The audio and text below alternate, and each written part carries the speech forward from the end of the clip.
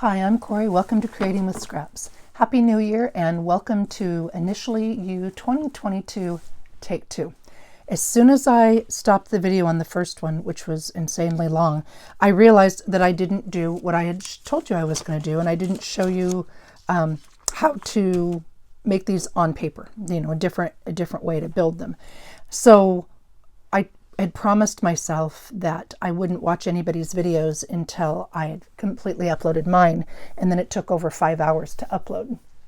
So still haven't watched anybody else's videos, though I'm super chomping at the bit to do so. But I wanted to come back and show you this piece. And essentially, rather than go through the whole thing again, what I did was exactly what I told you I was going to do. I took those little itty bitty scraps, laid them on the paper, and then glued them down. And so that's where we were when I cut off the last video, and did the same thing here. This will be more collage specific pieces, and these are just clusters. And so I may cut them, I may tear them, I may cut and tear them, just to show you how you do the exact same thing, but you build it on a base. And then again, you can, like this was a signature, you can use the pages in the signature to build a whole bunch if you want to, and then cut them apart or use them after the fact. So I'm sorry about that. I'm sorry about the delay. This one will be super quick, and live and learn. I will do what Tracy does. Tracy has said before that she does half an hour-ish videos because of the way they upload. And holy Moses, I guess it's been a while since I've done it, and I've forgotten how long the darn things take to upload. And maybe it's partially just today, but so all I'm doing is cutting them apart, and then I'll either tear or cut off or what have you these clusters. I mean, if I don't want any of the paper to show, I'll tear off all of the paper. But the idea is you build, rather than building them independently, you build them on a base. And that's all I'm doing. I'm hoping you can see, just tearing these pieces out, or cutting these pieces out now so we can tear them or cut them or do whatever.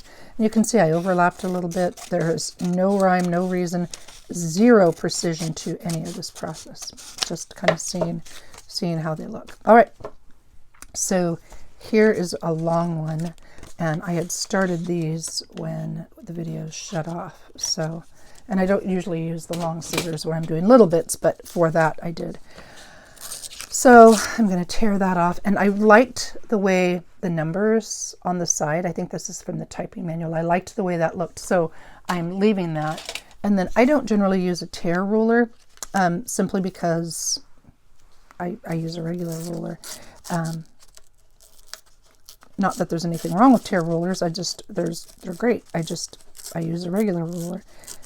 And so, okay, I like that, but I don't want it that tall in there. And I'll come back here and just add a little bit of ink, because it's, thin typing paper.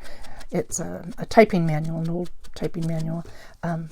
It's rather thin, and so it's just a lot easier to ink with a sturdy piece in behind. And so there it is. That's just adds one more dimension. I had started to do this, glue this down, the die cut on top, and then the date label, and then there it is with just a bit of the number page torn. And I kind of like that. I like the balance of textures and fonts. Like this is large and small and cursive, and then there's just the little numbers with Times New Roman. So there's one of those.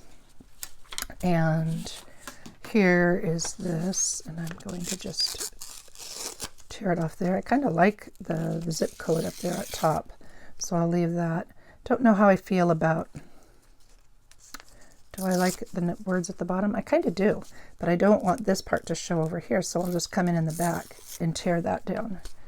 And yeah, I kind of like the little numbers peeking through here, a little bit of a word, tabulator stop, peeking out over here, the little bit of numbers. And now I can save those, but even I am going to just toss those. And so that adds another option. The beauty of it is, because I didn't put a ton of glue down when I was building these pieces, I just put a little bit of glue. I can save as much or as little as I want. I can come in and add more glue later, but it's dry enough and on there enough that it'll hold it in place, but at the same time I can tear away as much as I want as well. So that's what this is about. And actually right here, I don't want that showing, so I'll just tear that off. Okay, see, so you can see how that works. There's another one. So those two, I'm going to call those two clusters done. I don't know how well you can see those, but there you go. And then there's this little guy. I like the word strokes 12 on that, but I don't think I like the big letters in the back, so I'm going to tear that down and maybe tear it down back here and selectively tear it down here and tear it there. All right, see, so I kind of like that too. Actually, you know, no, I really don't, because it just makes it a little too wide. So there, whole thing gone. It's just, you know, it's the glue on the back, but you don't even have to use any of it if you choose not to. I think that's enough. This is just a little piece. So there we go. Here we go. Let's see, what, if anything, do I want on this? Those up arrows are kind of cool, but they kind of detract too. So maybe I'll just take those down. You know, I think this is going to be another one where I just don't keep any of it. I just used it as an anchor. I guess that's a better way to put it. This one was just an anchor to glue those pieces down. And I'll show you at the end on these when I put them out. Well, here, I can put them right here. I used a variety of things. I used some, this is a Butterfly Tracy label. This is just a butterfly die cut. I think that's a Tim Holtz one. That's one of the die cuts that I did. This is, I believe, Tracy or Andrea Allen from Artie Mae's a tea card, a little shrunk down tea card. Let's see, what else have we got here? Tear these. You know, I really liked the simplicity of this one, so I don't think I want that up arrow on there. I kind of like the little words over here in the back though, so I think I will leave this one on. And it's straight, and this is straight, but it's not perfectly straight. So I think what I might do is just come in and use finger, finger, thumb, thumb, and tear a little bit. Tear a little bit of that edge. I like that am I even in frame? I like that the font is sideways. Okay, so there is that one. And that's, again, just another die cut with no label on it this time, just because I wanted it slim and I liked the way that looked. Looks like this is the start of something, or maybe I was going to add it to something. I'll put it to the side so I can use it if needed. And here's another one. Don't want it on the top, that's for sure. But I kind of like the words out the side, and I kind of like a torn edge there. And I think, do I like it in the back over here just for balance? I do, but I want it to go thinner. So like I said, the beauty of this is really you can tear as much or as little as you want. And now looking at it, I don't really like the way that sticks out, so I'll just come back through and tear it off. There we go, problem solved. But I will ink that because I do like the way the text, smaller text here, and I like the text there. Though I feel like the center needs something. Maybe I'll come in and put, you know what, maybe I will. I'll put a little eyelet on there to make the center of my flower stand out. Maybe like a pretty brown or dark one. Here, let's look and see what I've got. Okay, I'll poke a little hole in that. Make sure I don't poke one of the pieces underneath it. Pull it up so you can see. I'm just going to put a hole in the center of it, or mostly the center. And I'm going to grab my container of little eyelets. And most of the time, this is my high-tech system. I pull out a bunch, and then the first one I grab is the one I use. So that's the one I'm going to use. And they're all different colors of metal, so... Oh, that one's really too dark. Okay, so normally I would do that, but I feel like that is just too dark. And I didn't poke it in the center because I wasn't looking closely enough. So I want a lighter one, and I want to move where I put that. So maybe that's a lighter one. Okay. and I'm going to change the location of the hole. So I'm going to move this down just so I can see what the heck I'm doing, because I don't know if you can see there, I didn't put it in the center. I put it down too low. And you know, that's a great point. I might need because of the size and the scale, I might need a bigger brad. I don't know how well that'll cover it, but I have bigger brads, so I can make that work. See, I've got the next size up in the brads, and that's kind of a pretty color. Let's do that. Okay. And will that hide the other hole? Yeah, it looks like it does. At least from here, it looks like it does. And I like that color. It matches the paper in the back, and it also draws attention to the center of that flower. So there you go. Put that little brad in, and I'm going to call that one done. And let's see. Okay, there's a couple more here. I'll finish these up. Here, it was just plain paper. There's nothing really, there's no text, there's no interest. I guess I could put a little bit of color over there, that off-white color if I wanted. And maybe I'll do that. Maybe I'll just leave a little bit there. And actually, I kind of like that because this is all torn in, so maybe I'll leave that flat and just ink it because I like ink. I believe Tracy is an inker, but I think she uses walnut stain, and I know Gail uses walnut stain. And if memory serves me correctly, Marlis uses the archival ink as opposed to the distress ink. I think. Don't quote me on that, but I think she does. And I don't think Wendy uses. So Wendy is a no ink. Sue is an ink, but I think she changes colors. I think she'll change from different shades of blue and pink and whatever. And then I think I said Gail is, I think, vintage photo, and Tracy, I believe, generally uses black, but maybe she uses vintage photo too. And I almost always use walnut stain. That's kind of my go-to, unless I do ground coffee. Just FYI. And I kind of like that one too. That's kind of a fun one, and that's done. Here we go. This one, I just put a little birdie on it, so you can see, maybe you can see, the variety of different things I put on top is their final embellishment or their top accent.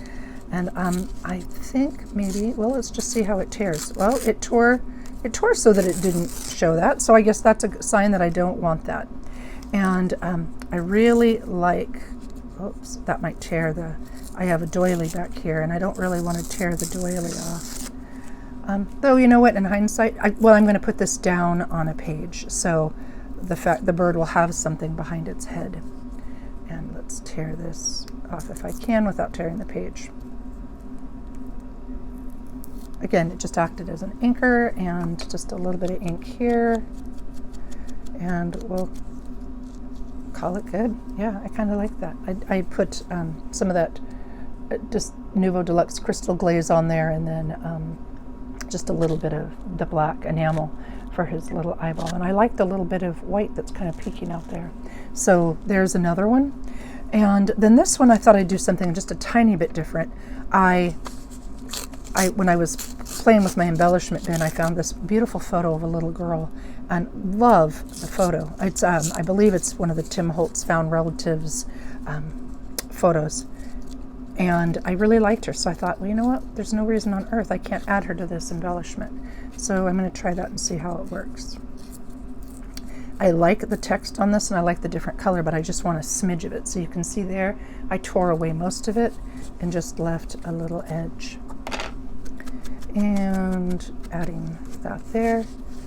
Now, does this, maybe I didn't say it earlier, I honestly don't remember, it was a while ago, but this concept, how I make these works, no matter what colors and papers and projects you're working with. Oh, she's a cutie patootie. See, look, isn't that the cutest little picture of that darling girl with her bear? Love it. So I am going to put this over the edge. And this is kind of a glossy photo, even though I scuffed it up a little bit with my emery board and added some ink. But I'm going to put a little bit of the glue, okay, quite a bit of glue on the edge there, right? And then I am going to put this down. And to clamp it, I'll just get a couple of those little quilt clamps to hold it in place while it dries. It doesn't take long to dry, it's just I want it to dry securely.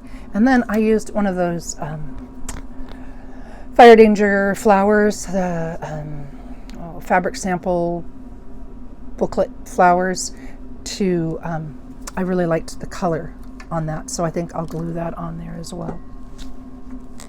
It was just staring at me when I was picking up embellishments to put on the others. And I just keep the Fabri-Tac because it's thick. Like I said, I work in a garage, a framed off section of the garage, and it gets pretty chilly in here even with the space heater on.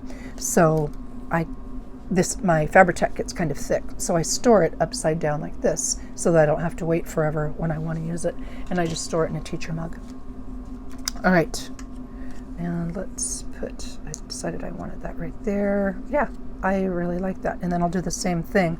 I'll grab one of these clips and hold it in place. Fabri-Tac dries really quickly, so that's not really an issue, but I'll hold it in place like that. All right, and so those are them done on the paper. Same exact concept, and I can just, you know, build one after another and pull them apart when I'm ready to. Yeah, so those are all done, and I'll put them in my completed cluster kit.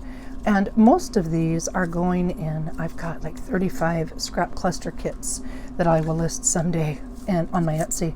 And the idea is that you have everything you need to make your own clusters. I mean, maybe not everything, you'll have to supplement with, but I'll put labels and tags. I'll put all the things that I generally use, and so you can make clusters based on, sometimes it's just fun to use other people's supplies, basically. So I'll let you all know when I do actually put that in my shop.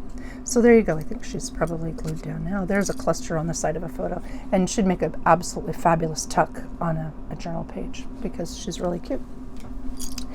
Okay, and then here on these, rather than, oh, here we go. This is the one we did. Rather than doing these as clusters, these are going to be part of a collage, and at least that's my intention. And so I'm going to be a little bit more careful when I cut these, so just depending on how I think I might want to use them. They would be the base of a collage for maybe a journaling tag or a bookmark or a journaling card or a tag or I don't know, any of those things. So I'm cutting them a little bit more carefully, and when I laid them out a little bit more carefully.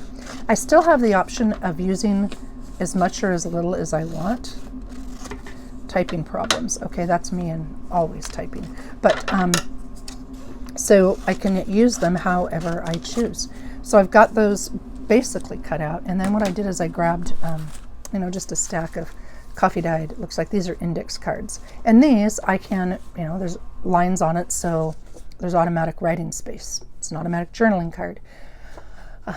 I can cut them down and make them smaller. I can fold them over and make it a folded over journaling card. And you know what? In fact, on this one, I think I'm going to. So let's just do that. Let's just do it. And I found my bone folder, my favorite bone folder. This one is old. And you can see it's well loved, and it's real thick. It's not that flimsy, flexible one like I got earlier. I showed in another video. The newer ones kind of have a little bit of give, but this one is really sturdy. There's no give to it. All right, so this would be a journaling card. I could, whoops, make sure I'm not upside down. Where's the top? Okay, there's the top. And so maybe I want to put a little bit of a collage on the front of this journaling card. And that's what I'm going to do here. So I'll cut off that and that. And I'll glue this down, but I don't want it that smooth, so I think I'll tear it.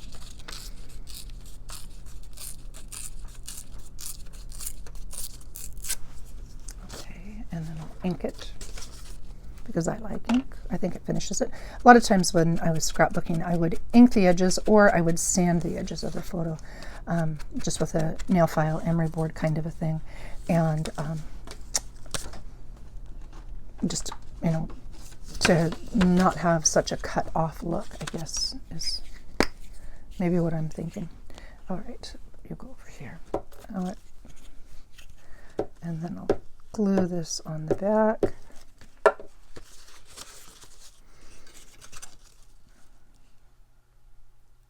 And then I do have my laminator on so that I can Oh, I don't know that I love that. Let me tear that off. There we go. Laminator on, so that I'm going to stick that through the laminator so that it adheres well, because I get air bubbles in it. And while that one's laminating, I'll do another one. So that one was, here, these have lined paper. This is not a lined paper. So maybe I'll cut this one down to do a long tag. And a lot of times I like 2.5 inches for a tag. Doesn't have to be, but I'll use 2.5 inches. Okay, and I'll use this piece and put it down at the bottom. There's not a lot of text there, so maybe what I'll do is do it like that, put it on this side, and again, ink. And I do want to tear that edge because it's kind of just hanging out to dry. The torn edge gives it just a different look. I find that when I'm only doing a partial collage, it'll blend into the background a little bit nicer. There we go. Okay. And then I'll give that a little bit of ink. I actually kind of like that little bit of a frayed look at the end because I do like some grunge. But if you didn't like it, just cut it off and cut it straight, what have you.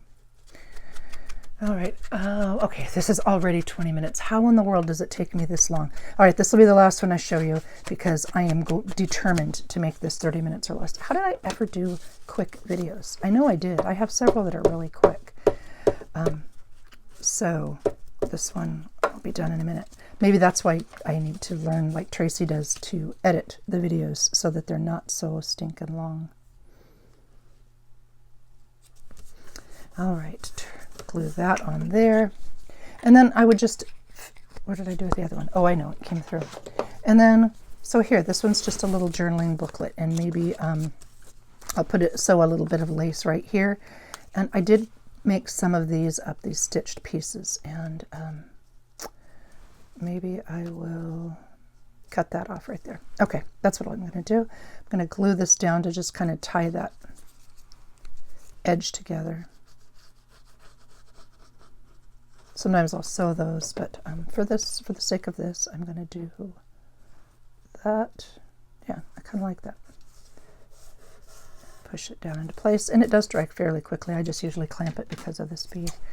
All right, and then here's my little lace bin. So maybe I'll just cut off a scrap of lace, crumble that up, fold it over, what have you, and whoops.